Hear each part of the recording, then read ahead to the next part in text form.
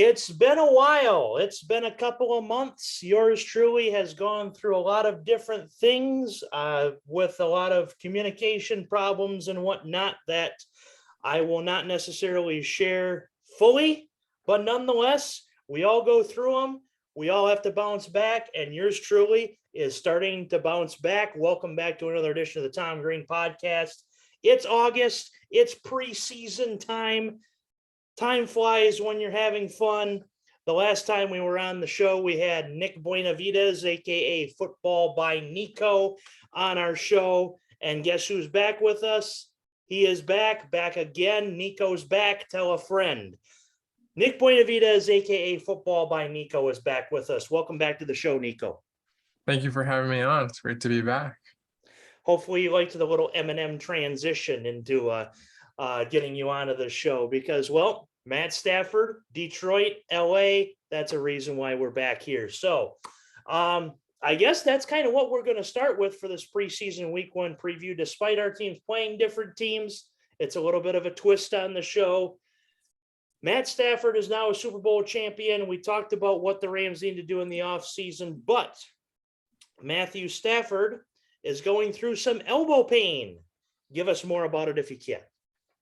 Yeah, so from what I've heard, just from, like on Twitter, I wasn't able to make it down to training camp this year, but from what I heard, it was just like, some tendonitis, some, elbow kind of pain. And, he was throwing, I believe, last couple of days in 11 on 11, but overall, it's just something that's kind of been just like bugging him. Gotcha. Yeah. And Sean McVay had said it best I had seen. He is no young man. He's gone through a lot of war wounds in his career, especially in Detroit. And so something like this is bound to happen to an older quarterback. But nonetheless, he's got what he really didn't have in Detroit, and that was not necessarily a Super Bowl ring, which he has that. But he also has a solid offensive line, and he had that last year, despite the interceptions. I mean, the offensive line has backed him up, I would believe. Yeah, I don't think he had that bad of an offensive line in Detroit either. I mean, I would argue maybe that the Rams and offensive line and the Lions offensive line for the last couple of years have been pretty equal. I mean, you got Rob Havenstein, Andrew Whitworth last year. Those were two guys great on the edge. But then in Detroit, you got Taylor Decker, you got Frank Ragnow, Penei Sewell. I mean, that's pretty good, I think. Yes, and that's another thing is Detroit's offensive line has improved, and Stafford saw the very tail end of it. But because they were deciding to go with a rebuild with Brad Holmes and Dan Campbell, Stafford was traded to the Rams, of course, for draft picks that they have stockpiled to get Jamison Williams and Aiden Hutchinson, who I honestly thought he did pretty well at Family Day. I watched a little bit. Family Day this year was a little bit different than past years at Lions training camp. Usually Family Day is more of a simulated game per se for the Lions, but this year was more of was practice on each side of the ball. So Goff got some work. He did okay. Blau got some work. He wasn't all that. He basically gave you the reason that Jared Goff was indeed your quarterback. And I thought Aiden Hutchinson made a couple of nice plays. And I mean, on a scale of 1 to 10, 1 being absolutely unimpressed to 10 thinking, oh my God, Super Bowl, I would give that team about a 5.5. I mean, all right, I'm not completely unimpressed, but I'm not sitting here thinking, wow, they're going to win 11 games either. So my prediction when we last left off of around 6 to 8 wins seems about right at this point. We'll see what happens with the rest of their training camp. So tell us a little report from Rams training camp, if you can. Yeah, so from Rams training camp, what I've been hearing is, some of the rookie corners are doing really well. Les Snead went in the offseason. He said, we're going to go improve the secondary, drafted a lot of corners. They traded for Troy Hill, and they're trying to get Jalen Ramsey some help back there. And just from reports, Matthew Stafford, like you said, with his tendonitis, him, Cooper Kupp, and then Van Jefferson has been out. So they've just been trying to, find that connection between Stafford and Allen Robinson as well. And just overall, pretty average camp, nothing too exciting, Yeah, and at this point, especially with having a Super Bowl ring, on your finger, Sean McVay is not going to necessarily want to play all his cards at training camp because, well, even at Lions Family Day, there was a big sign that said, "Please, please help us and not our opponents. Do not videotape this training camp. However, you may take pictures." Yeah, I mean, they actually closed off. Today was supposed to be their last practice in person with fans, but they actually closed it off today and just changed it to a walkthrough. Don't know why, but maybe it's just because it's so hot down here. Yeah, and that's been the thing, a heat wave around most of the nation, honestly. It was pretty ironic when I was in Boston in June. I had actually hit the more cooler period, while the Midwest, where I'm at, the thumb of Michigan, was going through its worst heat wave. So I actually avoided the worst of the heat wave there. Now it's kind of the opposite. Now Michigan is getting in around 70s and 80s. Boston is suffering the heat wave. And how hot is it right now in Southern California? We're sitting around, the triple digits in the afternoon and coming down to like an 80 in the evening. 80 is not sleeping weather. That is, I need to find a way to get this some air conditioning, and if I'm not there already, weather around my neck of the woods. Yeah, for sure. And I think that, when you're out there in the pads, especially I'm sure the linemen in the, the guardian caps as well, that's not fun. No, and thankfully, kind of cycling into the job I have right now, covering sports in Michigan Stum. I won't, because of my own personal podcast, I can't show too many cards, but in practices, it's kind of been the same, where they haven't gotten to pads yet, but they're wearing the guarding caps, and some offenses are getting some work, and it's kind of the same. It's just about 20 degrees cooler than it is in Southern California, because we have humidity here. Yeah, something that I Unthankfully. never really saw anywhere on the internet was, did the guardian caps get implemented because of the new helmet rule, or are they just a thing every team got just because? Probably something every team got, just because, again, it's more of the player safety initiative. We've been seeing it for years, how different moves and different ways of tackling and different formations have been banned because of this player safety initiative. So I'm guessing it's just another facet of that. Yeah, for sure. And then just moving on, like you said, to preseason previews. Let's start off with the Detroit Lions versus the Falcons.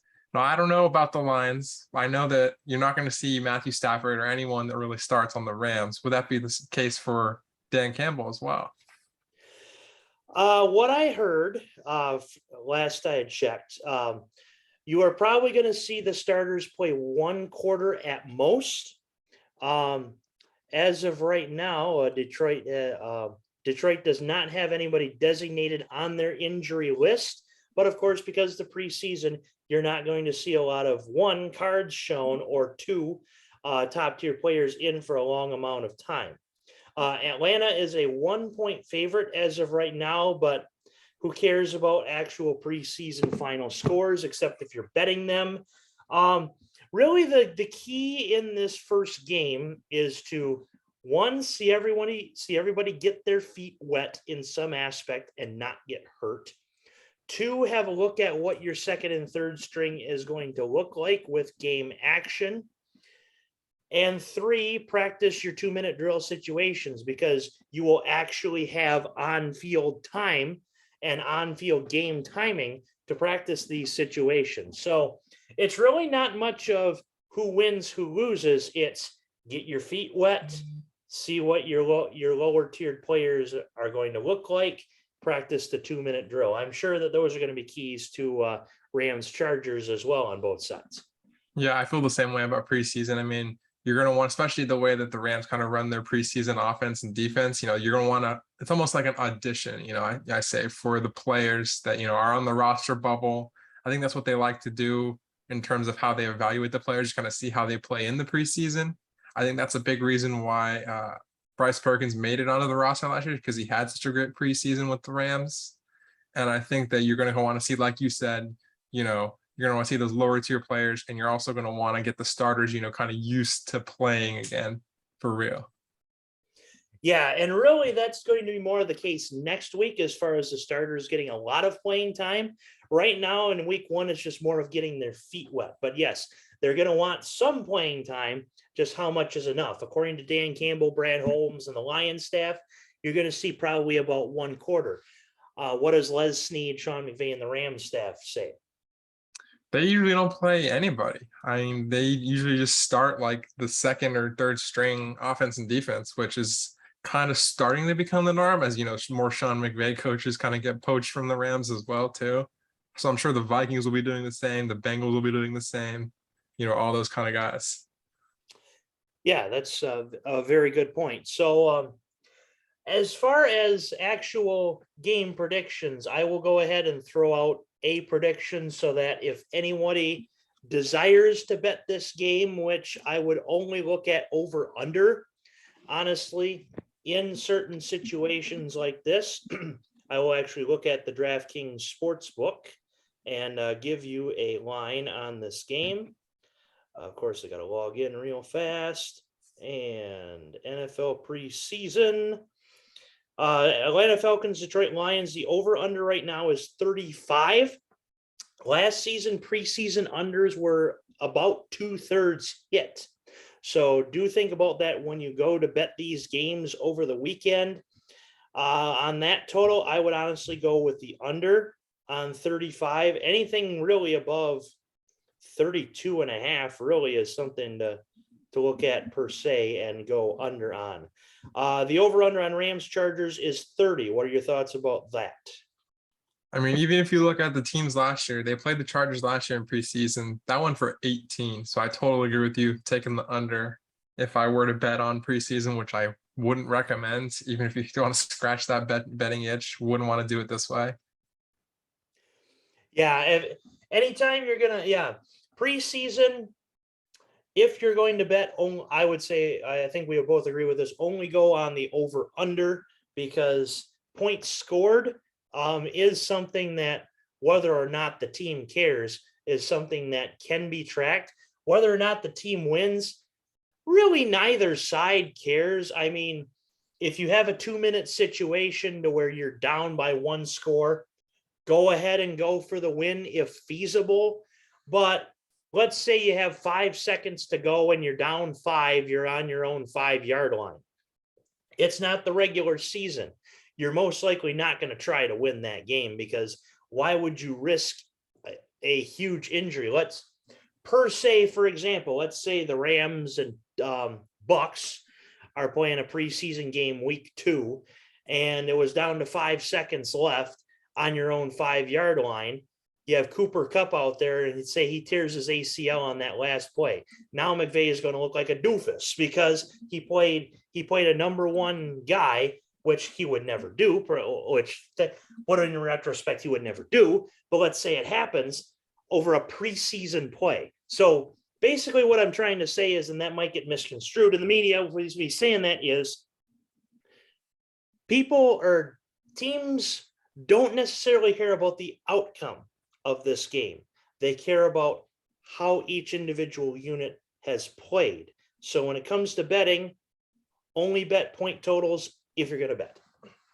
Yeah, for sure.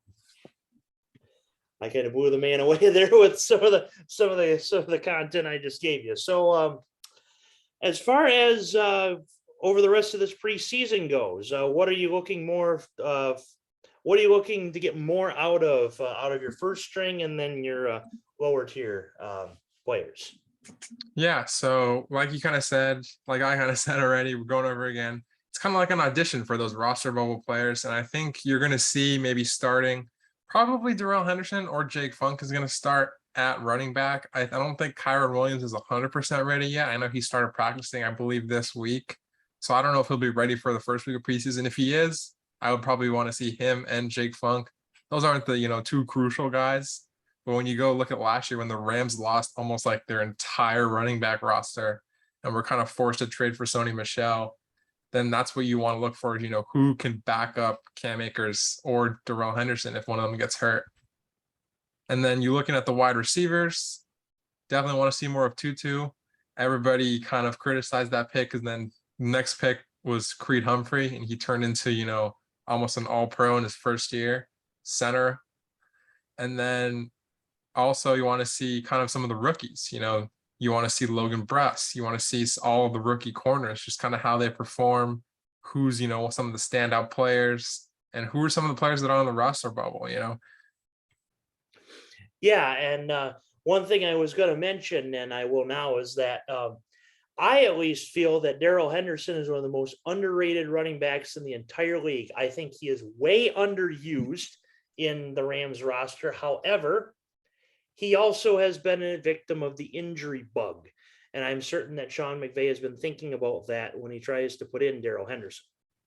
Oh, for sure. I don't think he's ever played a full season healthy, which is why they kind of have to have that running back depth, which is, I think, something is every team should do something like that.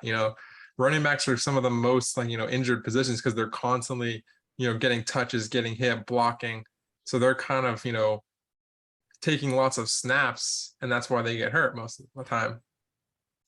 Yeah, and it brings me to another point. I hung out with some of my Toledo buddies over the weekend, and they were talking about how Kareem Hunt wanted out of Cleveland, and it was because he wanted a number one running back position. Well, in today's NFL, and even in yesterday's NFL, the running back gets a lot of touches and he gets a lot of pounding, which means he is not going to have as long of a career as other position players.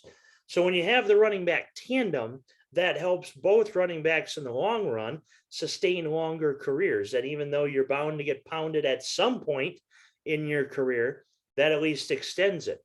For the Rams, you have Cam Akers and Darrell Henderson. Now both aren't necessarily healthy at exactly the same time, so it hasn't completely worked out, but you still have a ring on your finger. The Lions are far from it. Yeah, the Lions don't have a bad duo as well. You got DeAndre Swift, you got Jamal Williams. So I think that, as the NFL kind of progresses, you're going to see more committees. It might not be, best for fantasy football purposes or, any kind of thing like that. But for your teams, it's definitely something that teams are going to start doing more and more of. Yes, and Jamal Williams is a good asset to this lineup. DeAndre Swift, if healthy, catches a lot of passes out of the backfield. So Detroit has got a fairly good nucleus in place. Dan Campbell is a very fiery and passionate coach that the guys love playing for, which is something we haven't seen in Detroit in quite a few years. Jim Caldwell, the guys sort of loved playing for, but he was a little too stoic. Matt Patricia was too fiery and the players didn't like playing for him. Now Dan Campbell hopefully has that sort of mix of both those personalities to where the guys that love playing for him, and of course you will hopefully see the results on the field. So back to your running back tandem there, Jamal Williams and DeAndre Swift. So that's a good running back tandem. If the offensive line can stay healthy, which it's sometimes had a hard time of doing in the last couple of years, that can be a real good tandem. As far as your wide receivers, now there is where the Lions suffered a lot of problems. Your leading wide receiver was, if it wasn't TJ Hawkinson, it was Amon-Ra St. Brown. Who in the hell has heard of Amon-Ra St. Brown before this year? Not I, said the Michigan fan. Not most said USC fans either. Amon-Ra St. Brown came out of the woodworks and did well for this Lions team over the last 5 games. Now, is he somebody that I'm going to build my franchise around? Absolutely not. But he is definitely a good number 2 wide receiver. Now, hopefully Hawkinson can stay healthy as well, and they can get another couple of good wide receivers in there. Jamison Williams, I know he's coming off of, I believe, an ACL tear, so that could get tricky. But hopefully Trinity Benson, Khalif Raymond will do something at least. And hopefully we will be a lot better in the wide receiver core. Rams wide receiver core. Tell me about it. Yeah, so I think, you got Cooper Kupp, you got Van Jefferson, and maybe Odell's returning, maybe not. I don't think we'll know until, he fully regains all his strength in his knee again. So we'll have to see. Maybe he comes back in the playoffs. Maybe he goes to Buffalo even. I don't know. You saw that Von Miller post calling him to Buffalo, just like he did with the Rams. And I think probably the most underappreciated offseason addition, Allen Robinson. Now, many people were like amazed about how good Allen Robinson was in training camp. I don't understand that because he was a number one wide receiver on the Bears for like 3 or 4 years. And when you have a number one wide receiver with a number one wide receiver on the Rams, like that's just a great duo. Yeah, and Allen Robinson is one of the more underrated receivers in the league. And this actually, kind of pivoting off of your point there, this actually opens up the door for Anthony Miller if he is to stay healthy in Chicago, as well as Cole Kmet. But that is if they can get any sort of offense going. As far as Allen Robinson goes, he is going to be sneaky good for the Rams, because I had seen it in Chicago, despite the lack of offense. Anytime Allen Robinson got his hand on the ball, it was a very good touch. So another sneaky underrated wide receiver in this league that Matthew Stafford helped out with a lot is Van Jefferson. He helped a lot of people in the Sunday night, Monday night DFS boards. Van Jefferson, he's good for at least a 20-yard pass from Matthew Stafford. Yeah. And then just another thing about Allen Robinson, he's kind of been the Matthew Stafford so-called of quarterbacks, never had the team around him. Then he joins the Rams. I mean, I think you might see a Matthew Stafford to the Rams type breakout season for him. Yeah, in a way, I'm sort of predicting that. I never necessarily said it like that, but that's a good point. Definitely, where Allen Robinson, he was only on one very successful team, and that was the 2017 Jags, that because of their defense should have went to the Super Bowl, but Tom Brady happened, and the Tom Brady fourth quarter happened, and that ended that sort of hunt. But on an elite team like the Rams, was Allen Robinson is going to have not only going to have a lot of touches, but he could be going for a lot of yards, and that's going to really help that Rams core come January. Hopefully that will be the case. So I guess any other topics that could be on your mind as of now in the NFL? Yeah, just a little bit more about the Rams. Go right I ahead. think we want to talk about a little bit about Bobby Wagner, because Bobby Wagner, another big off-season addition for them. The NFL free agency can sometimes have my mind thinking, okay, who plays where? That was the case with Bobby Wagner. Joining the Rams after Von Miller goes to Buffalo is almost like a plug-and-place replacement. Bobby Wagner was an elite linebacker for the Seattle Seahawks during and after the Legion of Boom. In fact, Bobby Wagner kept that Seahawk defense relevant after the LOB. I had him as an IDP in a couple of years in my fantasy leagues, and he paid dividends for sure. So on this Rams defense, and he has the full preseason to adapt to. Not Wade Phillips. Is it Wade Phillips, or who's your defensive coordinator again? Raheem Morris. Raheem Morris. That's right. Raheem Morris's schemes. If he has a full preseason to adapt to Raheem Morris's schemes. And with that, he can very well become the same linebacker, if not a better linebacker, than he was in Seattle. And I almost compare it to golf. And have you been a golfer at all? Yeah. Whenever you're playing with three other guys that play well on the golf course, it in a way psychologically helps you play better on the golf course. When you play with three other bad guys on the golf course, it psychologically puts you in kind of a hole, and you don't score as well because you're playing with three guys that just can't get it right. This is the case kind of for Bobby Wagner. He kind of fell off the last couple of years because that defense has just gone down and down. I'm not very well convinced that Ken Norton Jr. is that good of a defensive coordinator anyway. With Bobby Wagner going to the Rams, you have that psychological effect like you have in golf, where he is going to be motivated to play better because of the guys around him. So I think you could very well see a better Bobby Wagner coming out of this for sure.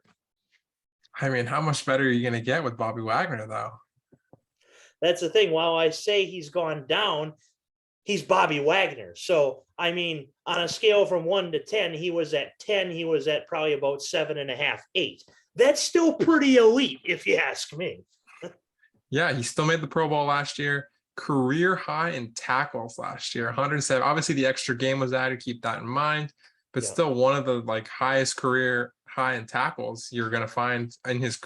No closest you'll find is 167, 159. Last year, 170. So he's still getting that usage. He's not, taking limited snaps. He played, most of the Seahawks defensive snaps last year too. So I don't really want to hear from anybody that he's, old and washed and not playing as much.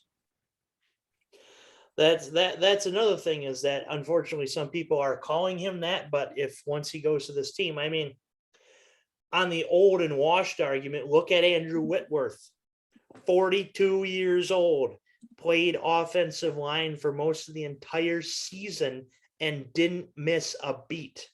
Old and wash, more like revitalized. And that's what you're going to see with Bobby Wagner. For sure. So with that said, at this point, anything else that you may have to add to this wonderful Tom Green podcast?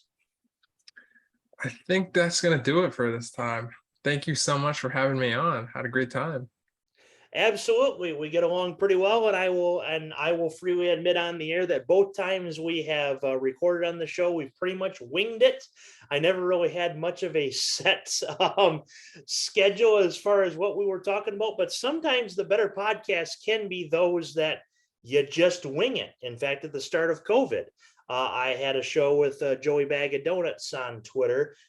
We just shot it for about an hour or so. We talked about Seinfeld and Friends and a lot of different other topics. So anytime you get one of those situations can be a blessing in disguise. So thanks again, Nikko, for coming on the show. We are back in action. Week 2 preseason stuff coming next week. Lions Colts for yours truly. And as far as the Rams go, they are playing the not the Chargers again. Fill me in. The Rams are going to be playing the Texans week 2, and then a Super Bowl rematch in week 3 of preseason. All right, Super Bowl rematch with the Bengals, but because it's week 3 of the preseason, you will see this many guys on that Super Bowl roster playing on each side. For those that are listening on audio, I flashed a 0 sign. Absolutely 0. He is Nick Buenavidez, aka Football by Nikko, and this has been the Tom Green Podcast.